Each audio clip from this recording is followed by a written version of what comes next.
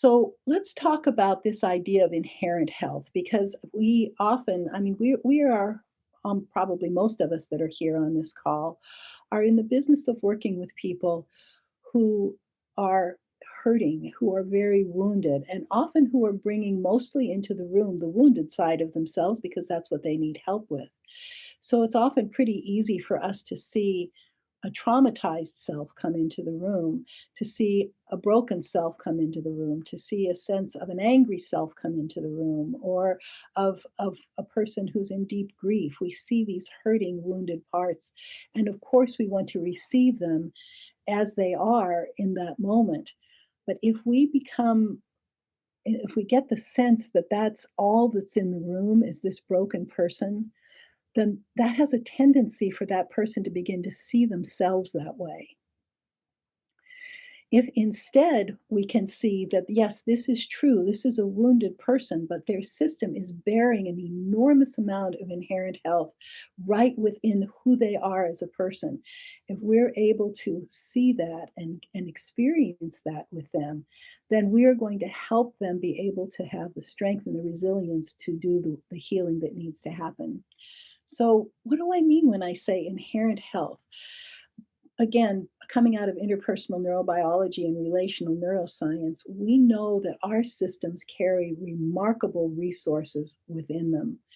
For one thing, our entire system is biased in the direction of finding the warmest relationships that we can possibly imagine. So, what we can imagine, though, is of course very strongly influenced by what has already happened to us. So, if I had parents who were unable to meet me emotionally and were only interested in how well I did in school and would support all of that. But if I said I was sad or something, they either looked away or got angry or tried to fix it or in some way like that. Then there is a way that what I imagine in relationship is going to be shaped by that. But when our people come to us and we're offering something different, we can know that their entire system is like a heat seeking missile for warmth and for care. Now, if if warmth and care has also been completely lacking for them, it's also going to scare them very deeply to try to drop into that. But it doesn't mean that their system doesn't yearn for it and isn't set up that way. Steve Porges says connection is a biological imperative. And I say that over and over to myself every day and really think about that deeply, how that is a biological imperative and how it um, how it shapes all of my activities through the day, how I'm noticing if someone is with me or not through the day, and how much, if I feel like someone is truly with me, I want to settle down and be with them. And this was true before I had therapy and had more resources of health inside of me. This was also true that I would feel my system perk up if it seemed like somebody was really wanting to be there with me. And so we can know that that's there. And as our people come to us, and as we open our hearts and our attention to them, that there's some way that there's going to be something energized in them that doesn't necessarily look like they're going to immediately move toward us, but that impulse is there and it eventually will emerge.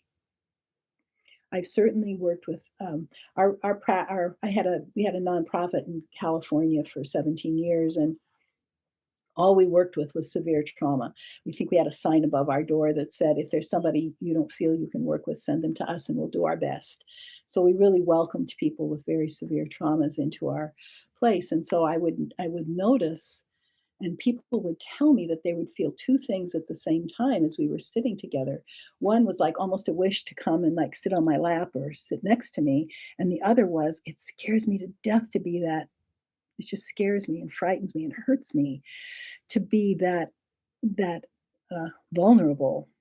So over time, as the care would continue to be there, the part of them that I was seeing that I knew was there, that was wanting the connection, could get stronger and could feel safe time after time after time and get stronger, while the other part was being healed as we worked with the memories that had of the lack of care that had happened for them earlier on.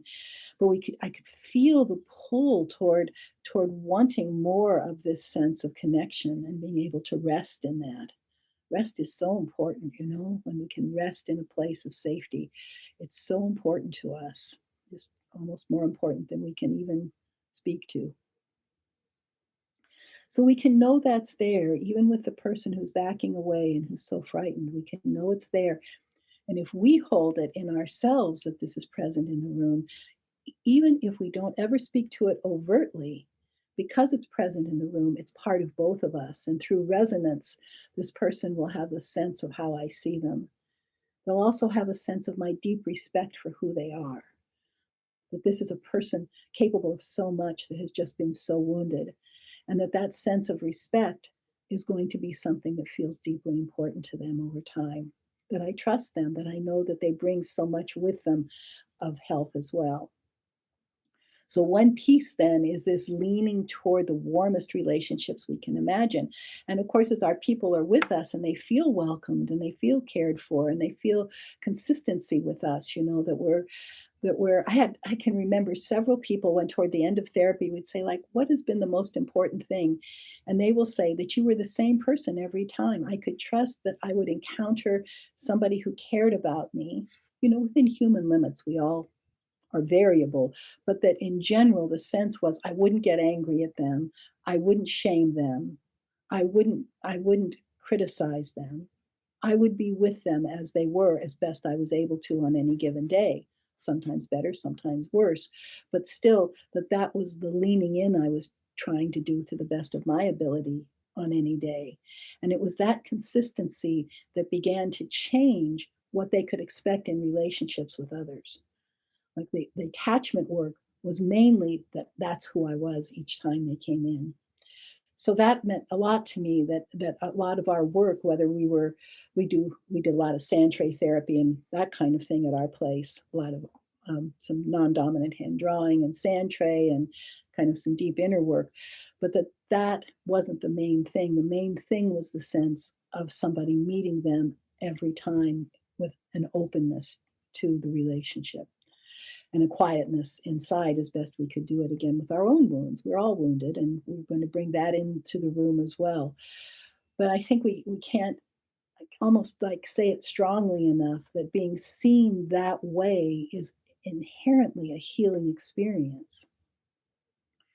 So, some other important examples of what the inherent health piece is like is that we know that our brains are built to be able to organize, that our brains are capable of the neural wiring that will provide for our ability to function well in the world and especially in our relationships. The capacity for that is there. We used to say that our brains are self-organizing, and then we realized that that's completely not true, because if that were the case, the Romanian orphans would have been fine because they were pretty much left alone except for their basic needs.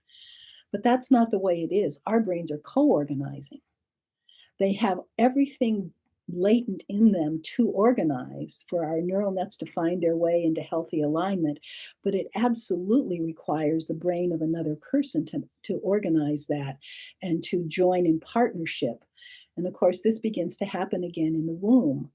If instead of a depressed mom, I have a mom who is probably anxious sometimes or sad sometimes, but is mainly very welcoming of my presence in her womb, I'm going to come in already partly organized around safety and around the sense of care and around the sense of being valued. Already, just at birth, I'm going to do that. And then when the research assistant has me in her arms, I'm going to look up into those eyes and I'm going to be really able to be present there because that's the care I've already received, even when I'm just a little bundle. So it's really, again, quite remarkable how sensitive we are to others and how they help organize us. So once we have that reflection from the parent or whoever's our caregiver, I'm probably going to use the word mother a lot. And when I do that, I mean a mothering person, whoever's taking that role of primary caregiver. Caregiver sounds kind of distant and I don't know, it doesn't feel warm enough to me. And I think that the idea of somebody who's a mothering person who's gathering us up is the image that feels warmest to me and all of that. So So then as I'm born and I look up into my mother's eyes and I see her welcome me into this world, then already my brain is beginning to organize in ways that it will be, even as immature as it is, that will carry me forward. I'm beginning to internalize her presence. I'm just beginning to get the sense of my own goodness and of the goodness of this world, and the very foundations of the belief that I will indeed be met, that there will be people who come to me. So that again is so important to sense that our brains already have what it takes to organize as long as we are met. And that's as true for the person coming into our counseling room who hasn't been met yet, that their brains, through neuroplasticity and all of that kind of stuff, are going to find their way to organize in a different way because of how we are with them. And that's through our reflection of them, how we reflect them to each other. And if I'm holding this person as having this capacity for their brain to do all this beautiful organizing, once the trauma is relieved, and once they again are in the presence of someone who's reflecting their goodness and their beauty and the magnificent and wisdom of their body. So, inherent health, managing to hold that, all of that, along with holding the depth of the implicit wounds and not thinking one is better or worse, that they're both important to be here. Those wounds that begin to come as we're a safe presence begin to come up where we can hold them and help them be released and help these traumas integrate. And then this inherent health that then can come in and hold the whole system and help it move forward. It's very relieving if you think about it, because there's so much we don't have to build or create or anything. These are all built-in processes that come just from who we are as human beings. And it certainly isn't limited just to that organizing capacity or to the attaching capacity, but also we know, and we'll look at this more deeply when we talk about Steve's work, we know that the ventral vagal parasympathetic, the social engagement system, is primary, and that we'll be in that as much as we can be, and that we lean toward that so that we're in the presence of somebody else. Our ventral system is apt to respond to their being in ventral, because that's how our system is built. That's the inherent health of the system, is to lean into this connected, safe state. It's true for some circuits in the midbrain that we'll be talking about, I think, next time, where these circuits are all about how we experience connection and how we experience disconnection, and that our system is designed to keep seeking connection until it's made, and then we're able to move into states of care and play and all these kinds of things. But our system is set up to seek the connection, to move toward health, to seek the warmth. So again, I feel when people come in and they are just I've been with so many people. I've been with myself as a terribly broken person, and I used to think of myself as too damaged to heal and just a crazy person. And because that was kind of what was mirrored in our family, was that my sister and I were sick and crazy, and everybody else was, the parents were okay.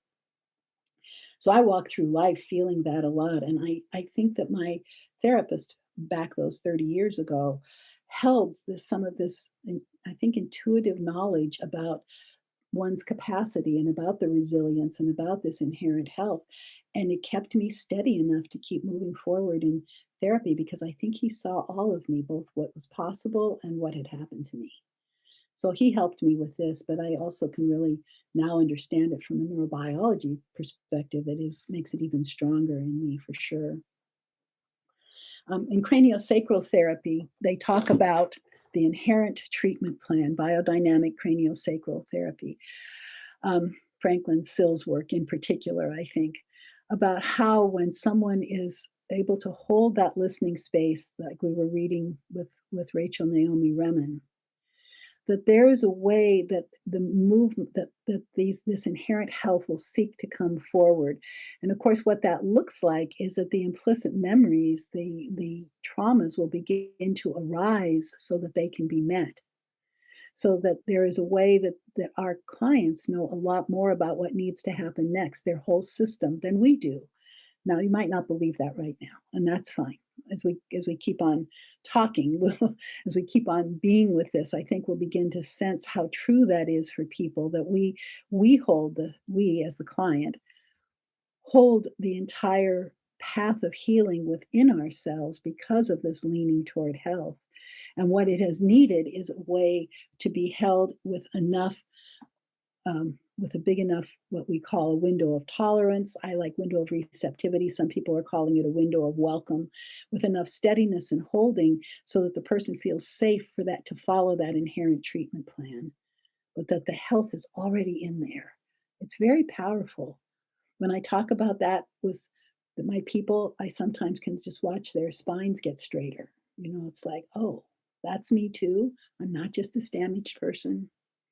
So again, reflection so important, and this is one piece we can reflect with confidence, and now we got science behind us, so we we know probably even more steadily about it than we did when we were just sensing it. We know more about how true it is at so many different levels.